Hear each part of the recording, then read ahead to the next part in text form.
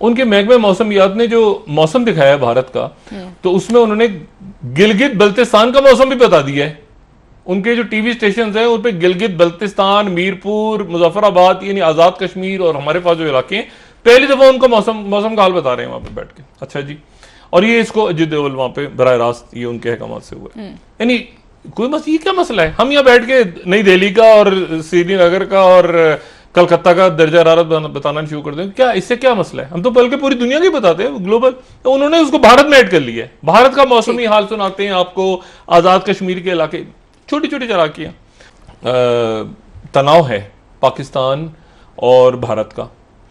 इस तनाव को मैं देख रहा हूं चाइना और अमेरिका के तनाजुर में और खित्ते के तनाजुर में, पूरे खित्ते के। और मैं ये बात हमेशा कहता रहता हूं कि अब पाकिस्तान में जो भी तब्दीलियां आएंगी वो खित्ते के वाक़यात और जो दुनिया के वाक़यात हैं, वो चूँकि पाकिस्तान बिल्कुल दरमियान में इस वक्त जो है, वो सुपर पावर्स के बिल्कुल सेंटर में, पॉलिटिकली भी, जोग्राफियाई अंदाज में भी, ताकि तो जो भी फैसले होंगे बड़े, उसमें पाकिस्तान नज़रअंदाज नहीं हो सकता।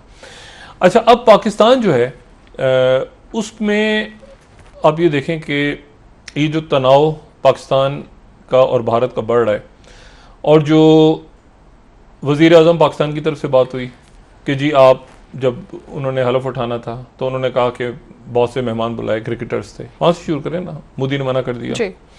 उसके बाद ये हुआ कि वो बढ़ता गया तनाव, बढ़ते बढ़ते ये हुआ कि वो कश्मीर के अंदर जो है वो, उसके बाद फिर 5 अगस्त हो गया। 5 अगस्त हुआ और वो दिन है और आज का दिन है। फिर उसके बाद दोहरी शहरियत, वो और हंगामे शुरू हो गए भारत के अंदर, साथ ही कोरोना वायरस आ गया। फिर उसके बाद जो 2-4 दिन हफ्ते में पिछले हुआ, वो हम कल डिस्कस कर चुके हैं। लेकिन असल जो बात है वो ये है कि एक नई चीज़ कल सामने आई, और सामने मैंने आपसे कहा ना कि भारत छेड़खानी चाहेगा, वो छेड़खानी करना चाहे, कोई रीजन ढूंढेगा इस वक्त। उसकी वजह यह है कि अगर वो नहीं ढूंढता, अगर वो देखें ये सीपैक जो है चाइना का, ये बहुत अहम है अमेरिका के लिए भी, चाइना के लिए भी, पूरी दुनिया के लिए भी। कल भारत ने क्या किया जनाब, उनका जो महकमा मौसमियात है जो दिल्ली में बैठा है, छोटी छोटी चलाकियां, छोटी छोटी ये तो हम भी कर सकते हैं बैठ के, मेरा ख्याल से कर लेना चाहिए हमें। उनके महकमे मौसमियात ने जो मौसम दिखाया है भारत का, तो उसमें उन्होंने गिलगित बल्तिस्तान का मौसम भी बता दिया है। उनके जो टीवी स्टेशन हैं उन पे गिलगित बल्तिस्तान, मीरपुर, मुजफ्फराबाद यानी आजाद कश्मीर और हमारे पास जो इलाके हैं, पहली दफा उनका मौसम का हाल बता रहे हैं वहां पे बैठ के। अच्छा जी, और ये इसको अजीत डोभाल वहां पे बराह रास्त ये उनके अहकाम से हुआ। यानी कोई ये क्या मसला है? हम यहाँ बैठ के नई दिल्ली का और श्रीनगर का और कलकत्ता का दर्जा हरारत बताना शुरू कर दें, क्या इससे क्या मसला है? हम तो बल्कि पूरी दुनिया की बताते हैं, ग्लोबल।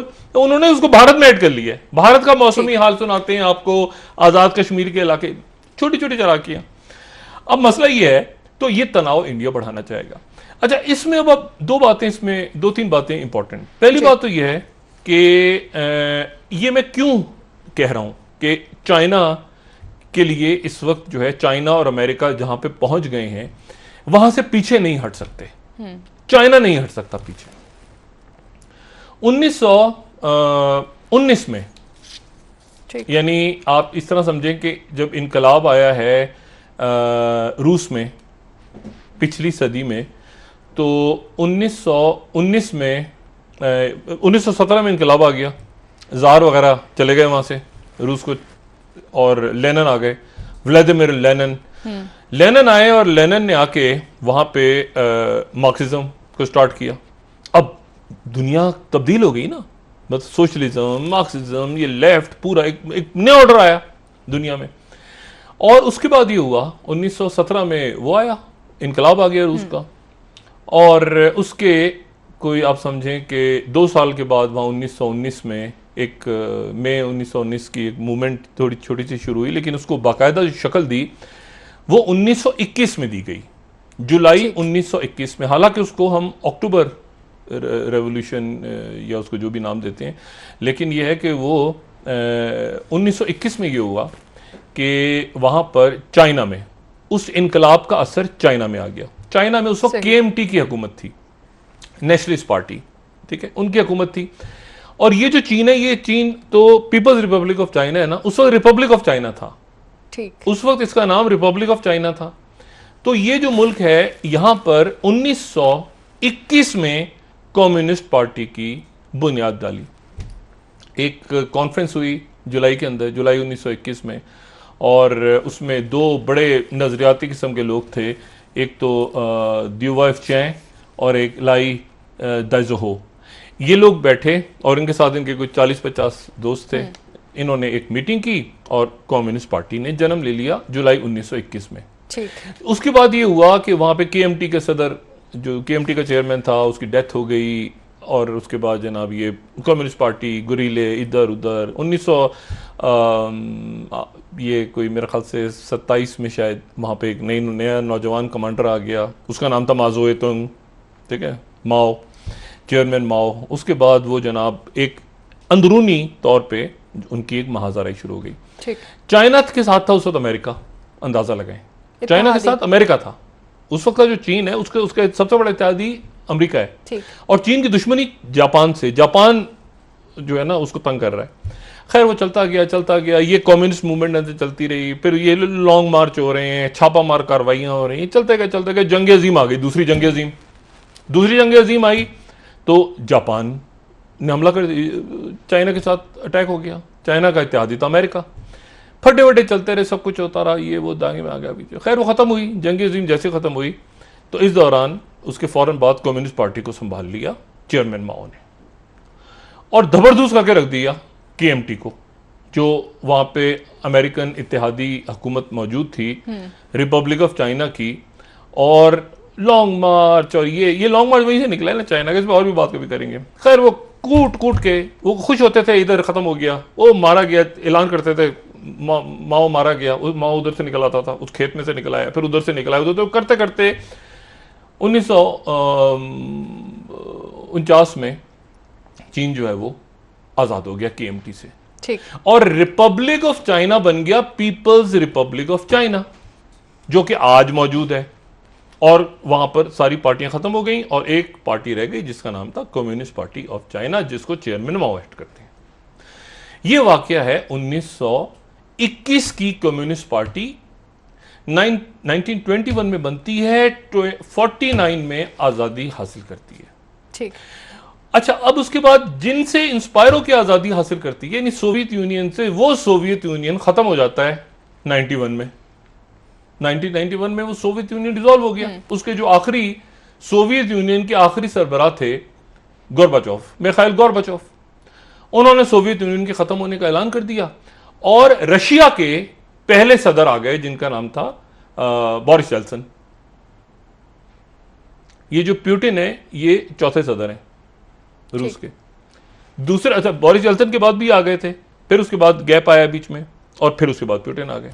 तो 1991 में खत्म हो गया जनाब आपका सोवियत यूनियन, चाइना रह गया। अब 1921 में जो कम्युनिस्ट पार्टी बनी थी, 2021 में उसके 100 साल पूरे हो रहे हैं।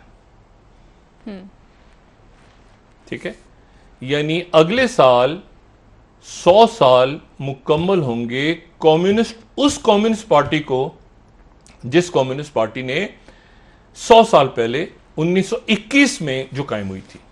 ठीक। और अगले साल 30 साल मुकम्मल होंगे जो 1991 में सोवियत यूनियन कोलैप्स हुआ था।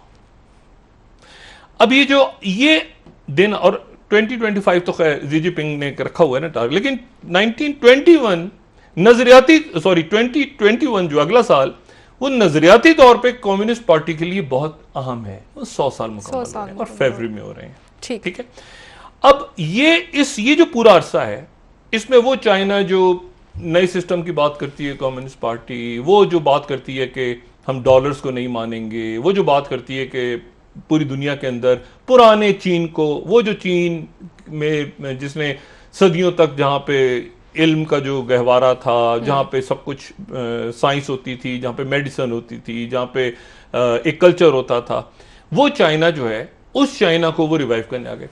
दरमियान में एक मत मारी गई थी अमेरिका की 2001 में। एक दो वाकयात हुए 2001 के आखिरी 3-4 महीनों में। एक तो वाकया ये हुआ कि 9/11 हो गया, जो कि एक अलमनाक वाकया, वॉर ऑन टेरर शुरू हुई। लेकिन दूसरा वाकया ये हुआ कि दिसंबर में चाइना घुस गया WTO में, और उसको घुसाया किसने? अमेरिका ने, क्योंकि चाइना ने हमायत कर दी थी वॉर ऑन टेरर की। चुप, चीनियों का काम है चुप करके काम करते हैं अपना, ज्यादा बोलते नहीं है। वो घुस गए WTO में, जिसपे आज अमेरिका रो रहा है, क्योंकि वो ट्रेड, ये जो टैरिफ वैरिफ लगा रहे हैं, उसके नतीजे में वो WTO में जा रहा है। चीन जा रहा है किसको लेके? अमेरिका को, जिस अमेरिका ने उसको लेकर आया था 2001 में। ठीक। और जिसके नतीजे में आपको ये आईफोन मिलता नजर आ रहा है, बन रहा है, कोई चीन में, कोई ये बन रहा है, कोई पूरी दुनिया में जो चीन की ट्रेड बढ़ी है। अच्छा, अब इसमें दरमियान में आ गया पाकिस्तान, और दरमियान में आ गया कि इंडिया अब क्या करे। 1000 कंपनियों को ट्रंप कह रहे हैं कि चीन से निकाला जाए, कंपनियां तैयार नहीं है, उनको सस्ता माल चाहिए। आपको पता है क्या हुआ है पिछले चंद दिनों में? पूरे मशरिक वस्ता में जो बनास्पति चावल इंडिया से जा रहा था, वो सारे ऑर्डर्स पाकिस्तान की तरफ डाइवर्ट हो गए। 59% ऑर्डर्स जो हैं अब मशरिक वस्ता के बासमती चावल के, वो पाकिस्तान की तरफ आ गए हैं। ठीक, सही। तो ये अच्छा, अब इसमें मैंने आपसे जैसे ये कहा कि इस नक्शे को अगर आप टाइम को देखें जो उन्होंने टाइम का लगाया है, तो उसमें उन्होंने गिलगित बल्तिस्तान को भी जोड़ दिया।